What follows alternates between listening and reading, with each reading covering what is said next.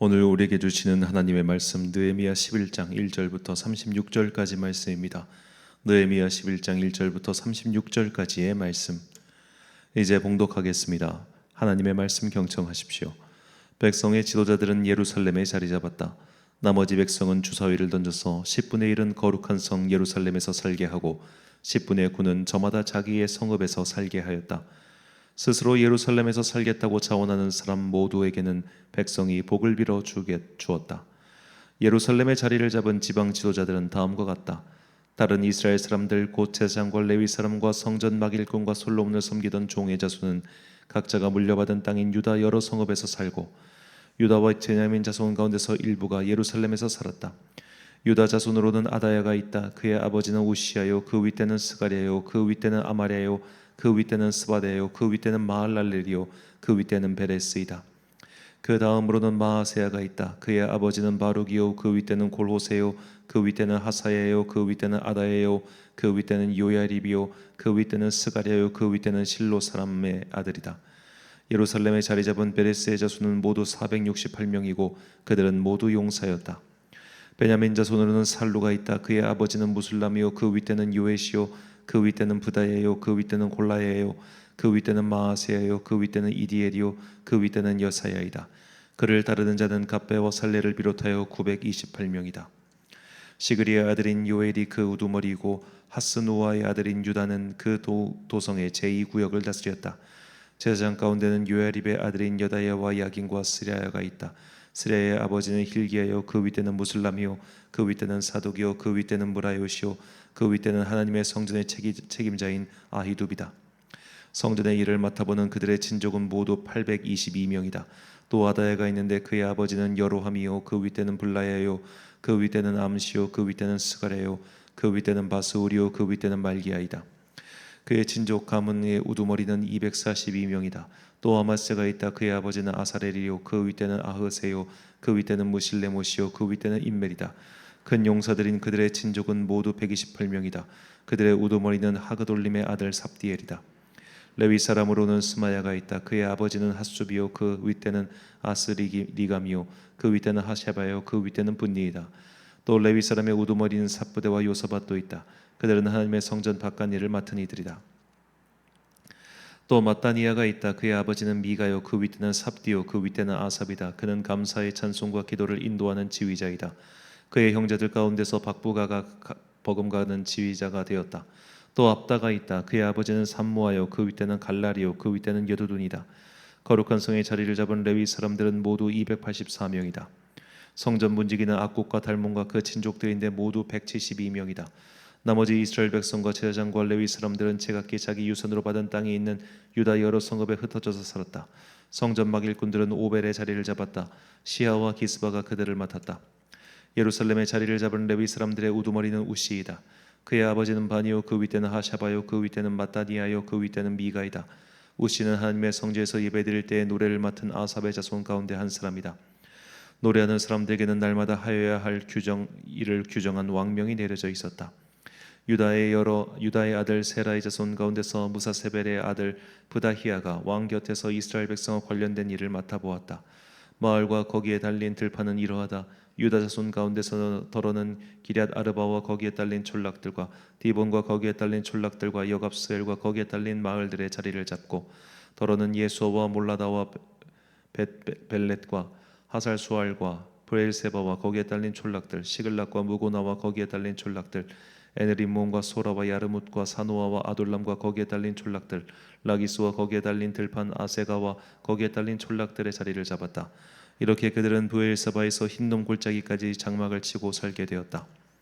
베냐민 자손은 게바와 믹마스와 아야와 베델과 거기에 달린 촌락들, 아나돗과 놉과 아나냐와 하솔과 라마와 기타임과 하딧과 스보임과 느발락과 로드와 오노와 대장장이 골짜기에 자리를 잡았다. 유다에 있던 레위 사람들 가운데서 일부는 베냐민으로 가서 자리를 잡았다. 아멘. 가장 먼저 가장 늦게란 제목으로 하나님의 말씀 선포하겠습니다. 전쟁 영화 중에 장교의 리더십을 교재처럼 잘 설명한 영화가 있습니다. 2002년 개봉한 위어 솔저스라는 영화입니다. 베트남 전쟁의 실화를 바탕으로 제작된 영화로 20년 전에 나왔지만 정말 잘 만든 영화입니다. 영화의 주인공인 멜 깁슨은 미국 공수부대 지휘관인 할 무어 중장으로 변하여 나옵니다. 그 할 무어 중장은 영화에서 출정식 때 이런 대사를 합니다. 가장 위험한 곳에 내가 먼저 들어갈 것이며 또 내가 가장 나중에 그곳에서 나올 것이다. 자, 그리고 영화는 이 할 무어 중장이 헬기에서 가장 먼저 그 전장에 발을 딛는 장면과 그리고 전투에서 승리한 이후에 그곳에서 가장 늦게 발을 떼는 장면을 클로즈업해서 보여줍니다. 이게 진짜 이 영화의 백미죠. 자, 이 장면을 통해서 이 영화는 전달합니다. 장교란 어떤 존재인가? 지휘관은 어떤 사람인가? 리더는 또 어떤 사람인가? 라고 말이죠. 지휘관은 솔선수범해야 한다는 것입니다. 오늘 본문에서도 유다 민족의 지휘관들은 가장 위험한 곳에 먼저 지원했습니다. 그 위험한 곳이란 이제 막 성벽이 완공되고 도시로서의 기능을 회복하기 시작한 예루살렘이었습니다.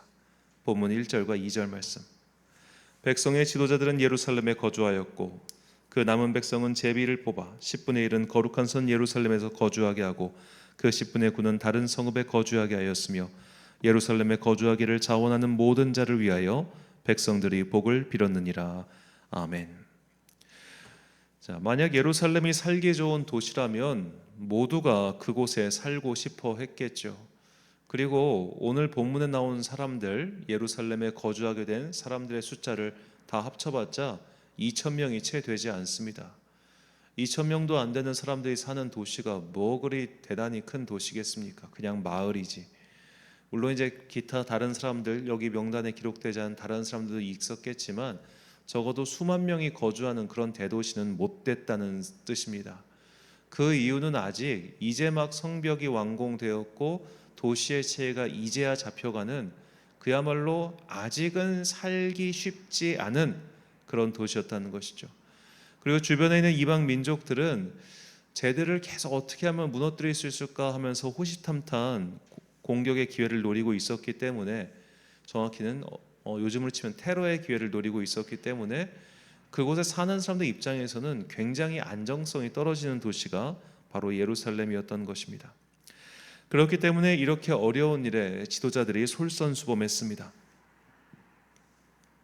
그리고 백성들은 제비뽑기를 해서 그곳에 살기로 당첨된 자들을 위하여 그들을 위해 복을 빌어주지요. 어려운 곳이니까 아휴 어떡하냐라고 하면서 너희들이 안전하기를 복 빌어준 겁니다. 자, 만약에 우리가 이런 일이 생기면 어떻게 될까요? 아무리 누군가가 솔선수범하고 또 제비 뽑아 당첨이 됐어도 불만을 갖거나 이거 사기다라고 뒤집어 엎거나 그런 일을 하지 않겠습니까?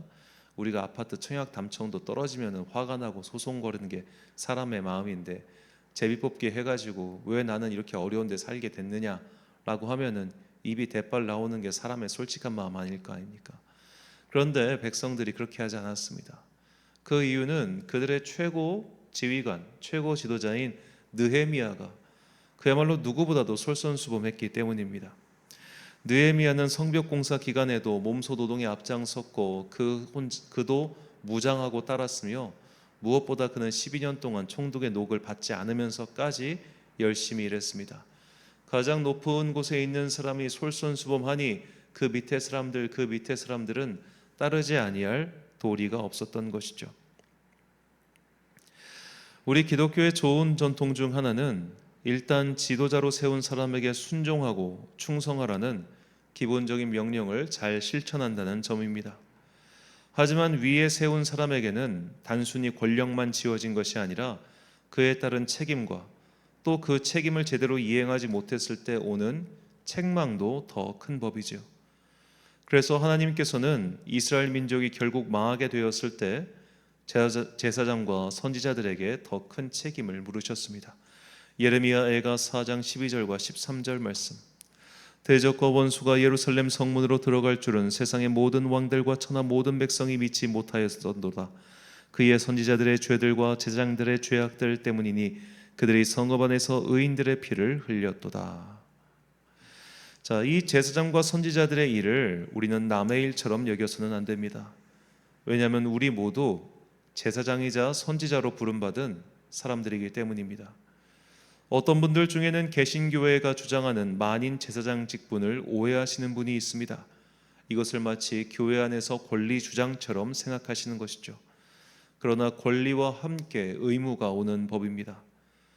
제사장과 선지자의 권리와 의무는 참으로 중하기 때문에 모두에게 그 직분을 수행할 수 있는 자격이 있지만 아무나 그 직분을 감당할 수는 없는 것이죠.